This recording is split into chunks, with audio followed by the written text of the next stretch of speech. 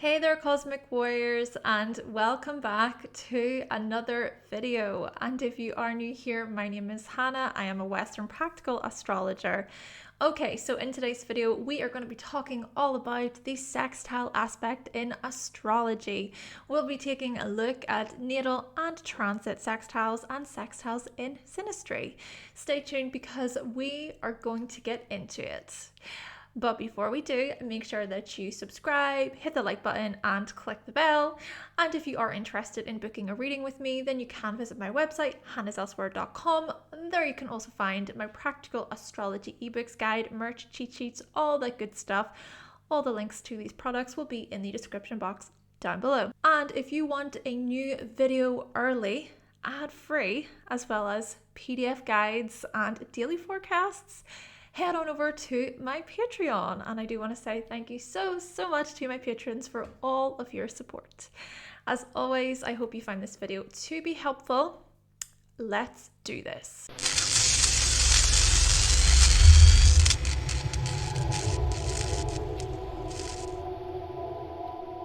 So first things first, make sure that you watch the aspects in astrology video for more information about aspects. But just as a recap, when we explore the sextile is a 60-degree aspect pointing towards support and assistance between two or more planets. Imagine the sextile as if you were to call a good friend for some help, or if you were to ask your mother, your father for support. There is a lending hand quality to the sextile, a I've got your back feel. There is a type of aid. We can very much benefit from sextile aspects in our chart, but the key is to extend one's hand, to reach out, to say, hey, can you come here for a second? I need to just ask you a question. Sort of like being in the classroom at school. All you gotta do is raise your hand and the teacher will come over and help you out with whatever question you have. However, is this to say that we must always ask for help? And when we do, is that support or help accepted? Can we also give unsolicited advice, for example? Or maybe we rely a little too much on something outside of ourselves. Perhaps it can also be annoying when we are continuously badgering others for encouragement, for favors. We might also come to realize that such matters they're one-sided. As if it is us putting in all of the work, or it is us taking too much. And get this, the sextile has a Venus-like quality to it. So yes, showing up as being relational, supportive, connecting. But Venus, you see, exalts in Pisces. And so therefore, perhaps sextiles show us that we can be too reliant on others. We might expect others to rescue us when really it's a good idea to take care of ourselves. Indeed, sextiles can show up as being somewhat codependent at times, as if we can't take care of things on our own. We need to ask daddy for money. We need to call our partner for advice about the same issue. Or maybe we're in therapy and we know that we're ready to leave, but are we really ready to take the next step? We question, can I really do this alone? Do I have the necessary tools now? I bet you haven't heard this perspective about sextiles before. Me neither, until I started typing. On the other hand, sextiles are wonderful because we can use them to our benefit, right?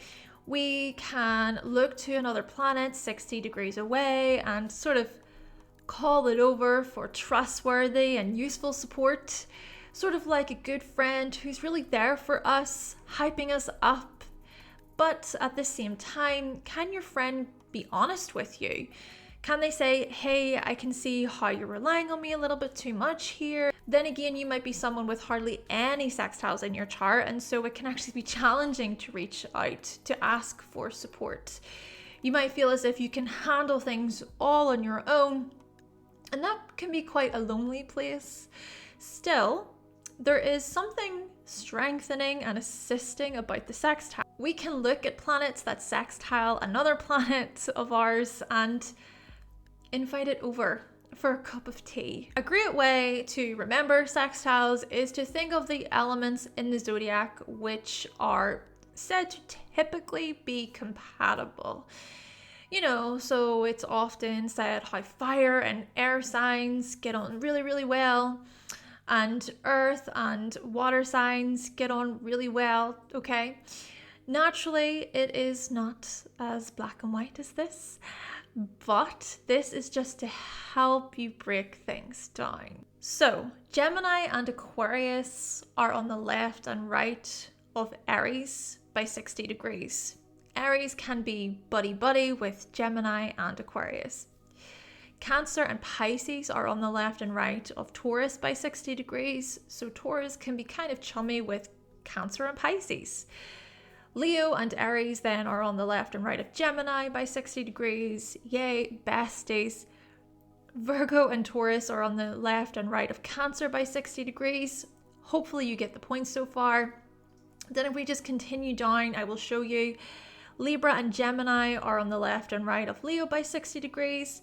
Scorpio and Cancer are on the left and right of Virgo by 60 degrees. Sagittarius and Leo are on the left and right of Libra by 60 degrees. Capricorn and Virgo are on the left and right of Scorpio by 60 degrees. Aquarius and Libra are on the left and right of Sagittarius by 60 degrees. Pisces and Scorpio are on the left and right of Capricorn by 60 degrees. Aries and Sagittarius are on the left and right of Aquarius by 60 degrees. And lastly, Taurus and Capricorn are on the left and right of Pisces by 60 degrees. So now you know which signs sextile each other in the zodiac. Look at your placements. Do any planets sextile in your chart? Maybe you have Venus in Scorpio, sextile Mercury in Capricorn, or you've got Moon in Aries, sextile Saturn in Aquarius, or you've got Sun in Leo, sextile Jupiter in Libra. The planets will then support each other in your chart. So in the case of having Sun in Leo, sextile Jupiter in Libra, as an example, Sun could call out to Jupiter and say, hey, can you help me out with relating with others and sharing my bigger picture perspectives about partnerships? And Jupiter could ask for a lending hand from the Sun, saying, Sun, can you help me with expressing myself in front of an audience here? Remind me of my individuality if or when I get lost in agreeing with everyone else. Naturally, we also want to look at degrees. See, this is where orbs come into play, which I have made a video about orbs, or I have talked about orbs in a video. Degrees, though, essentially help you out when exploring the strength of the sextile, and orbs as well will help with this. And also remember that sextiles can occur between signs that square each other. So for instance, you could have Pluto in Scorpio at a late degree, creating a sextile with Sun in Aquarius at a very early degree. The support and the helpfulness will be present within this aspect, but there can also be some friction and of how things play out then. After all, both Aquarius and Scorpio are rather stubborn signs and are often unwilling to change. Still, the sextile can highlight an opportunity to facilitate the energies of the planets. And of course, you could also have a sextile between two signs that sit next to each other in the zodiac. These signs then are said to be in aversion, meaning there can be challenges in seeing each other fully, clearly. So you could have Venus in Libra at a very late degree, but then you've got Saturn in Virgo at a very early degree. This could then indicate a supportive quality to sustain and uphold committed relationships, but whilst Libra strives for fairness, Virgo is so hell-bent on having things done a particular way. Now, before we do get into the examples, I would just like to remind you that things, yes, orbs, dignities, critical degrees, day versus night charts, these things matter when exploring the strength of the aspects. Make sure then to watch the aspects in your birth chart video, how to read them, as well as other aspect videos in this series. All right, so let's look at the sextile in the birth chart. First things first, we gotta consider which planets are involved in the sextile. Is it Mercury sextile Jupiter? Is it Moon sextile Neptune? Or perhaps it's Mars sextile Pluto, like me? The planets involved matter because they show the energies you're dealing with. In the case of Mercury and Jupiter, this is about the support and assistance within the mind. In the case of Moon sextile Neptune, the encouragement is more about feeling a spiritual connection or listening to music that can really help you out emotionally. And in the case of Mars sextile Pluto, this is about the aid from your drive and willpower to really help you make psychological breakthroughs. Naturally, there are many combinations, too many to discuss in this video, but I will act out an example so you can see a sextile in action. And also, sextiles can occur between 2 or more planets. So in my chart, for instance, Moon in Aries creates sextiles with 3 planets in Aquarius. Moon is in the 8th, and then the Aquarius planets are in the 6th. And let's just say that my therapy has been helping me when it comes to my health, work, and daily responsibilities.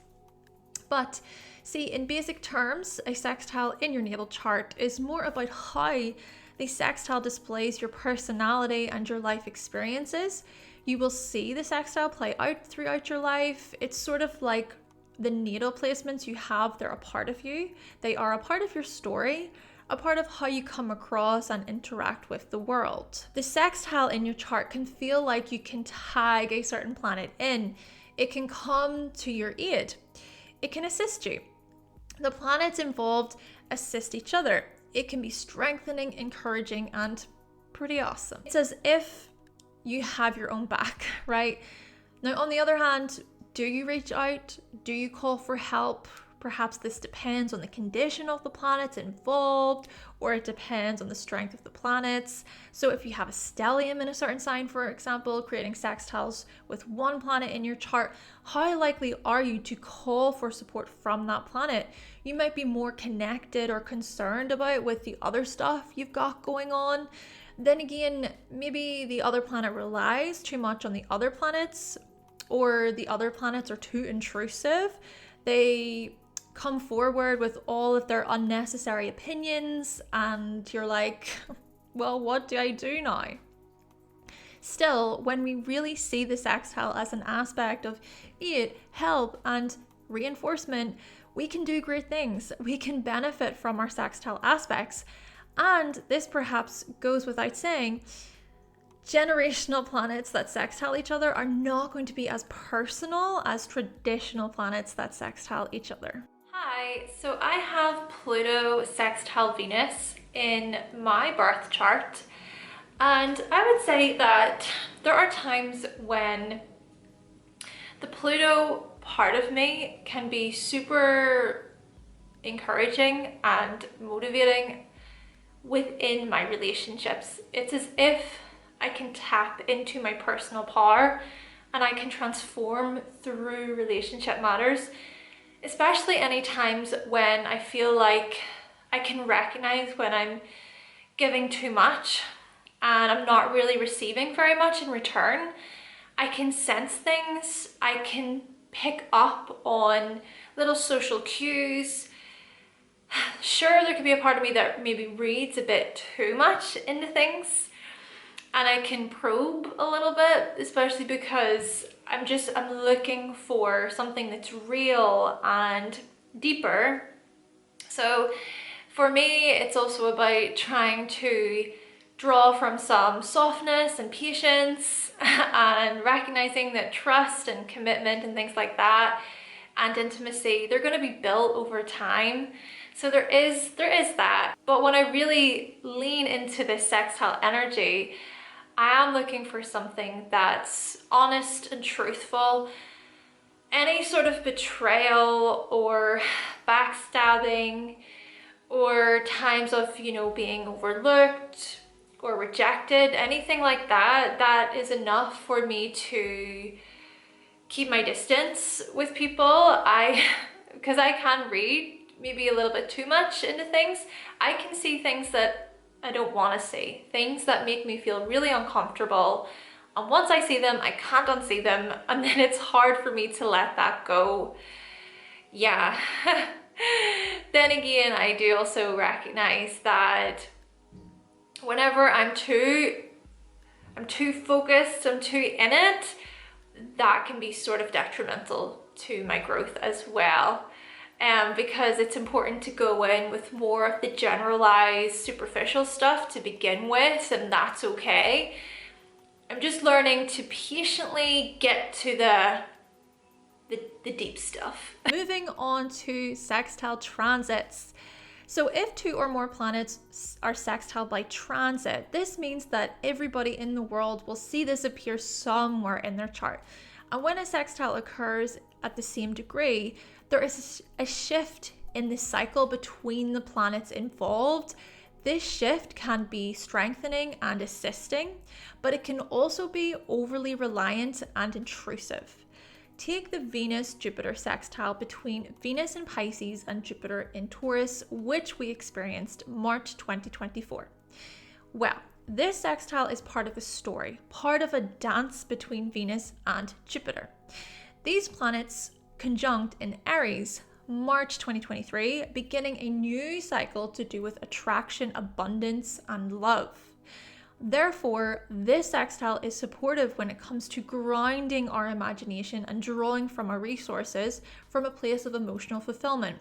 But it's also about considering how this is a part of the leadership story back in Aries, right? March 2023. And come May 23rd, 2024, Venus and Jupiter reunite, only this time they reunite in Taurus, welcoming the start of a new cycle, a cycle based on slowness, patience, and creativity.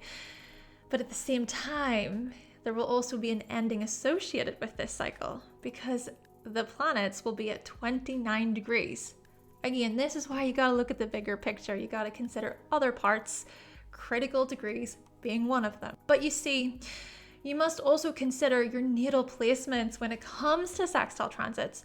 When a transit planet sextiles a natal planet in your chart, it can feel like you're being supported or encouraged in some way.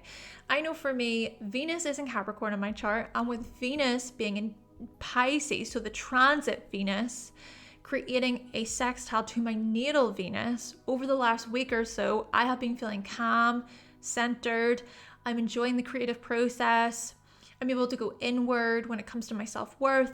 Perhaps you're someone with Taurus placements at around 20 to 29 degrees, and so Venus has been supporting you with spiritual wealth, spiritual growth, or maybe you're someone with Gemini placements. Well, during Aries season, you feel supported by the light of the sun, meaning you might be feeling more energized, passionate, lively, enthusiastic, or you're quite confident in your speech and your studies.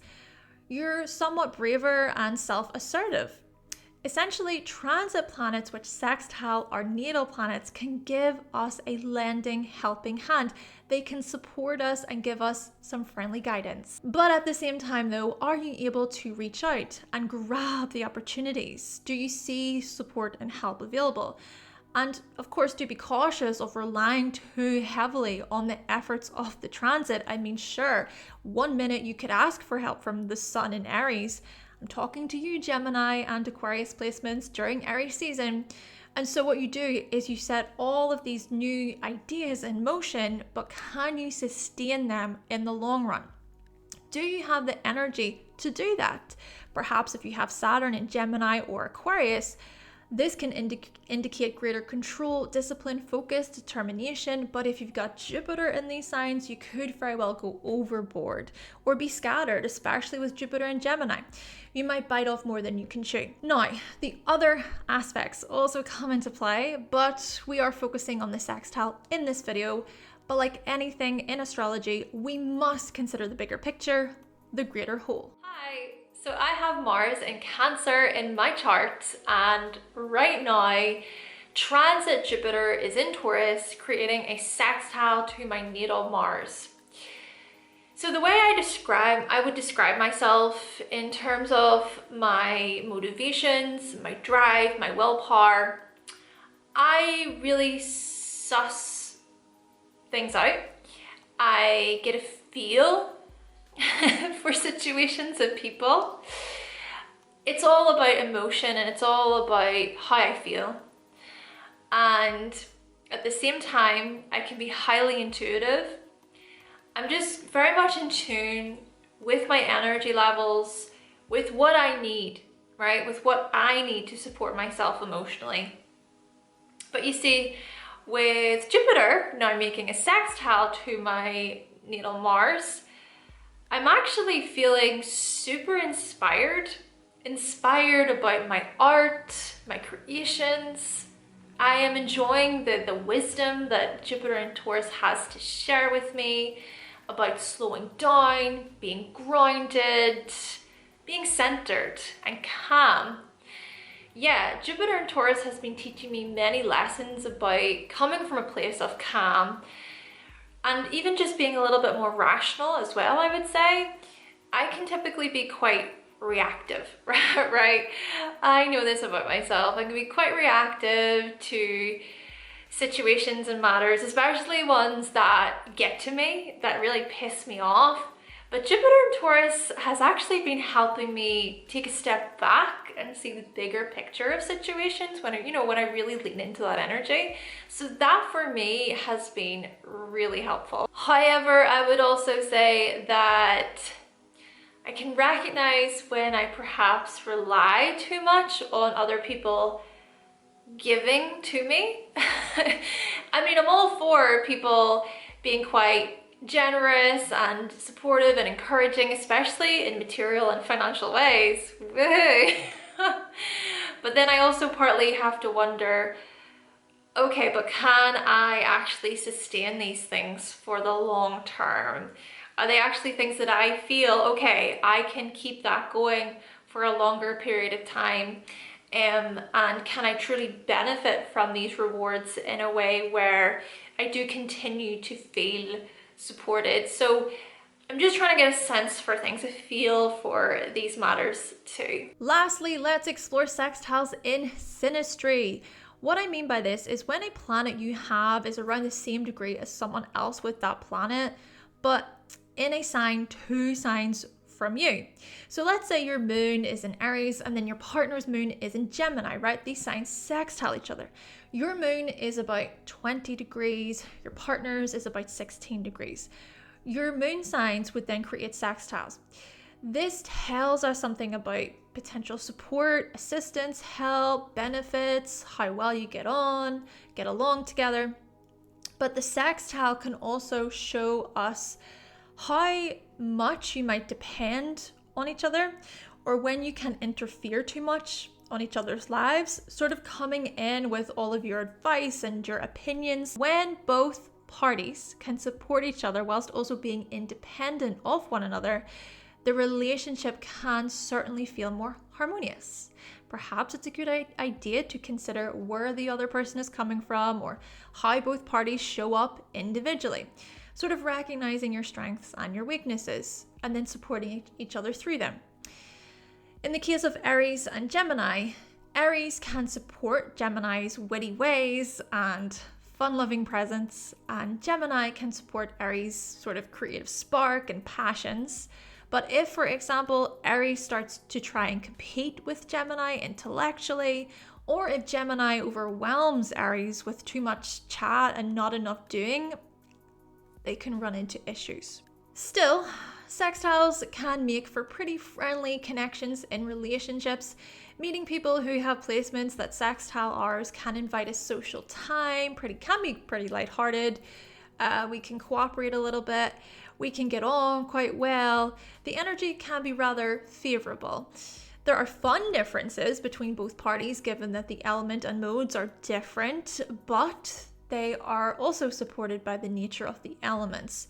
Fire signs can hype up air signs, and air signs can support fire signs with their words. Earth signs can help support water signs practically, and water signs can encourage earth signs with feelings that come straight from the heart. Hi, so I have Moon in Capricorn and my partner has Mars in Scorpio.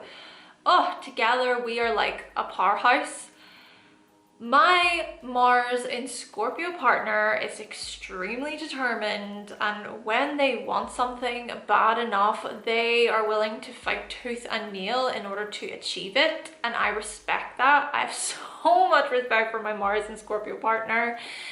Now, I would also say that they can be highly strategic. I can also be highly strategic, but oh my gosh, my Mars and Scorpio partner can really move behind the scenes and not tell a single soul what they're doing, what projects they're working on.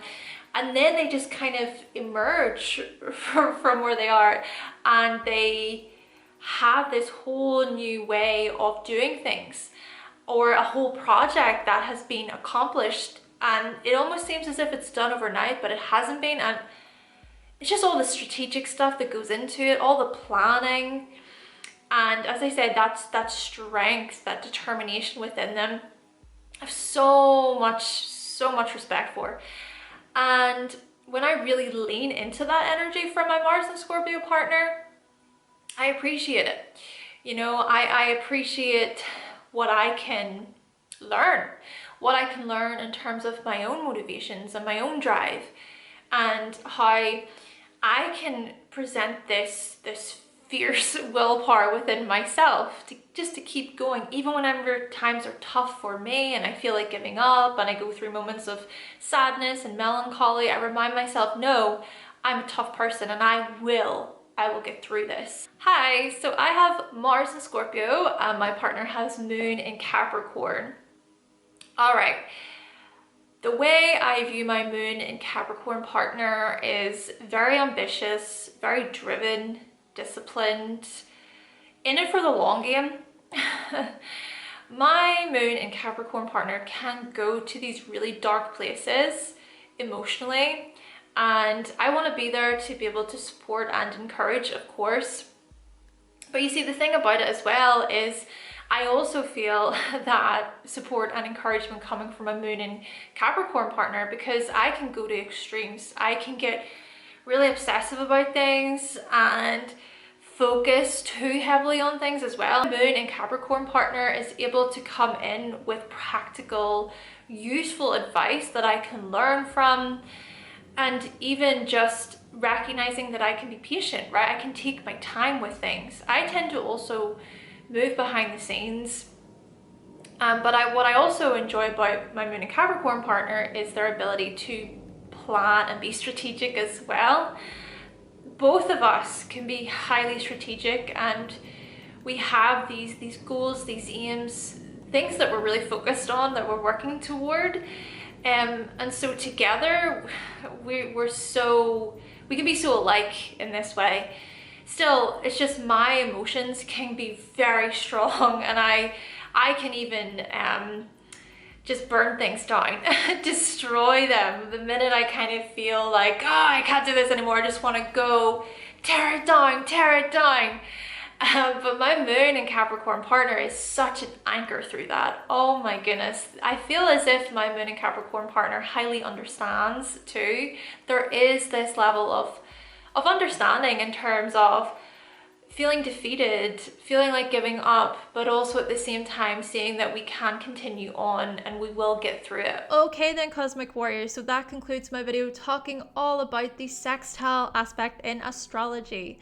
Please let me know if you find this video to be helpful. Did you learn something new? I would really appreciate your feedback, and like you, I am always learning. And I want to say thank you so much to my patrons over at Patreon for all of your support, and as always, let me know your thoughts and your opinions on today's video down below. But with all that being said, thank you so much for watching, thank you for subscribing, and of course if you would like to see more videos from myself and you have not yet subscribed, then make sure that you click that subscribe button and also give this video a like if you did like it today, and I will be back with another video very soon. Bye!